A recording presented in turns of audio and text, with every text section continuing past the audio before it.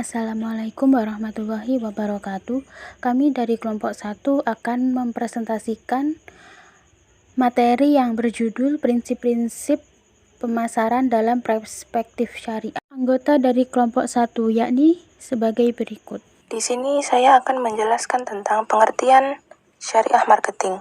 Pemasaran dalam Islam adalah bentuk muamalah yang dibenarkan dalam Islam, sepanjang dalam proses transaksinya terpelihara dari hal-hal yang terlarang oleh ketentuan syariah. Pengertian pemasaran secara umum adalah proses sosial dan manajerial individu-individu dan kelompok memperoleh apa yang mereka butuhkan, serta mereka inginkan dengan menciptakan dan saling mempertukarkan produk-produk dan nilai satu sama lain. Syariah marketing merupakan keseluruhan proses, baik proses penciptaan, proses penawaran, maupun proses perubahan nilai atau value. Tidak boleh ada hal-hal yang bertentangan dengan prinsip-prinsip muamalah dalam Islam, sepanjang hal tersebut dijamin dan penyimpangan prinsip-prinsip muamalah Islam tidak terjadi dalam suatu transaksi apapun dalam pemasaran, maka dalam hal itu diperbolehkan. Prinsip-prinsip pemasaran dalam perspektif syariah. Prinsip-prinsip syariah marketing dibagi dalam 6 kelompok, yaitu yang pertama adalah lansap bisnis syariah marketing. Terdiri dari information technology always has to be transparent, atau teknologi informasi memungkinkan kita untuk transparan. Perubahan adalah suatu hal yang pasti akan terjadi, oleh karena itu perubahan perlu disikapi dengan cermat. Kekuatan terdiri dari 5 unsur. Yang pertama perubahan teknologi, perubahan politik legal, perubahan sosial kultural, perubahan ekonomi, dan perubahan pasar. Kemudian yang kedua adalah be respectful to your competitors, atau hormatilah pesaing Anda. Dalam menjalani syariah marketing, perusahaan harus memperhatikan cara mereka menghadapi persaingan usaha yang serba dinamis. Globalisasi dalam perubahan teknologi menciptakan persaingan usaha yang ketat. Dalam menghadapi persaingan yang semakin kompleks saat ini, dibutuhkan besarnya jiwa untuk dapat menerima persaing dengan hati yang tulus dan terbuka. Kemudian yang ketiga adalah the emergence of consumer global products, atau munculnya paradoks global pelanggan. Pengaruh inovasi teknologi mendasari terjadi perubahan sosial budaya. Hal ini bisa kita lihat dari lahirnya revolusi dalam bidang teknologi informasi dan telekomunikasi yang mengubah cara pandang perilaku masyarakat. Pelanggan saat ini tidak saja membeli apa yang dibutuhkan, melainkan juga sudah memiliki keinginan dan harapan atau suatu produk atau jasa yang akan mereka beli. Kemudian yang keempat adalah develop a spiritual based organization, atau kembangkan organisasi berbasis spiritual. Dalam era globalisasi dan di tengah situasi serta kondisi persaingan usaha yang semakin ketat, perusahaan harus merenungkan kembali prinsip-prinsip dasar perusahaan. Syariah marketing strategy dibagi menjadi 4. Yang pertama adalah view market universally atau segmentation. Segmentation adalah seni mengidentifikasi serta memanfaatkan peluang-peluang yang muncul di pasar. Pada saat yang sama pula, ia adalah ilmu untuk melihat pasar berdasarkan variabel-variabel yang berkembang di tengah masyarakat. Dalam melihat pasar, perusahaan harus kreatif dan inovatif menyikapi perkembangan yang sedang terjadi. Karena segmentasi merupakan langkah awal yang menentukan keseluruhan aktivitas perusahaan.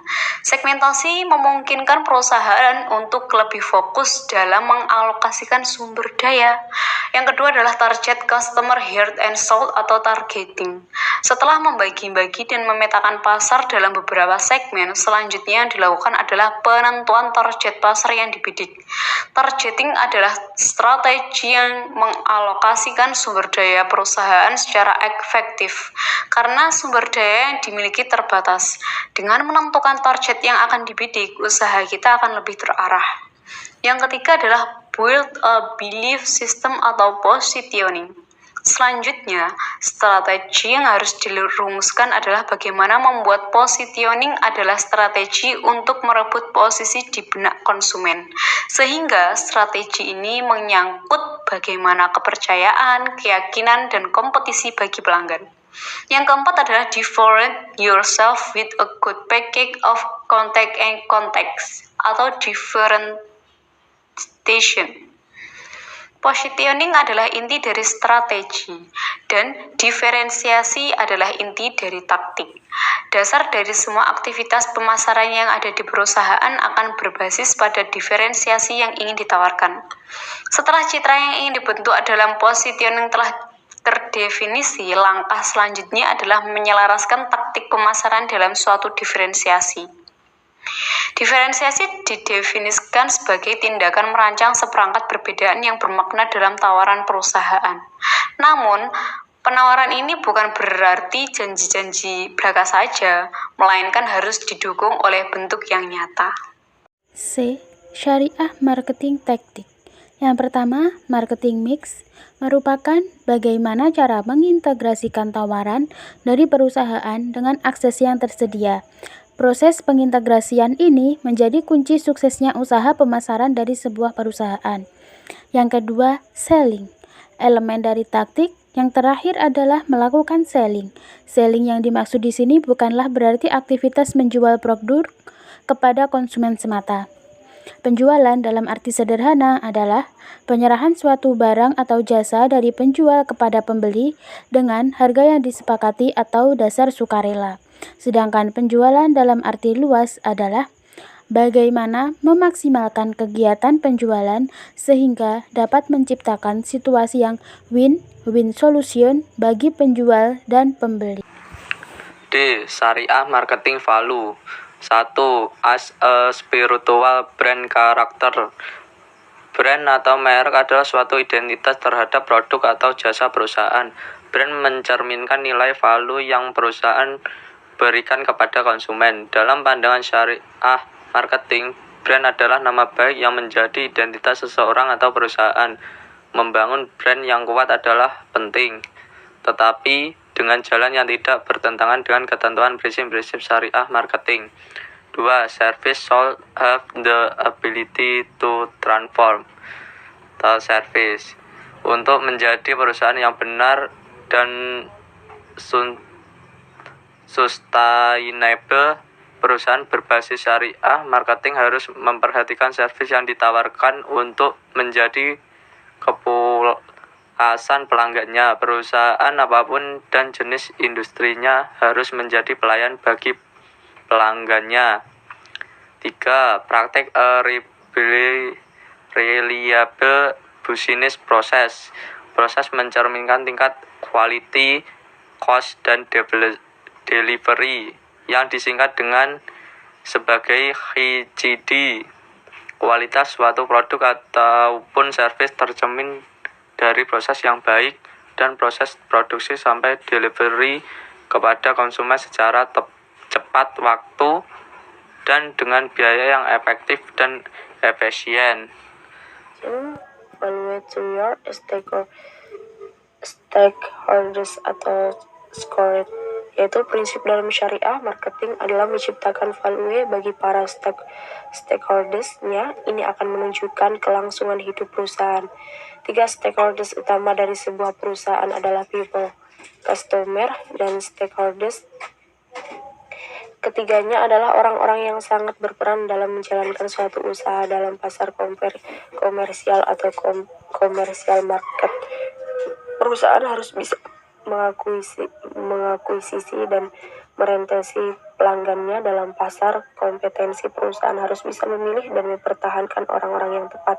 Dan dalam pasar modal atau capital market, perusahaan harus bisa mendapatkan dan menjaga para pemegang saham yang tepat. Yang selanjutnya yaitu syariah marketing enterprise, dibagi menjadi 3. Yang pertama, able cause atau inspiration. Yaitu penjelasannya, setiap perusahaan layaknya manusia haruslah memiliki impian atau dream, inspirasi tentang impian yang hendak dicapai. Inilah yang akan membimbing manusia dan juga perusahaan sepanjang perjalanannya. Yang kedua yaitu develop and ethical corporate culture.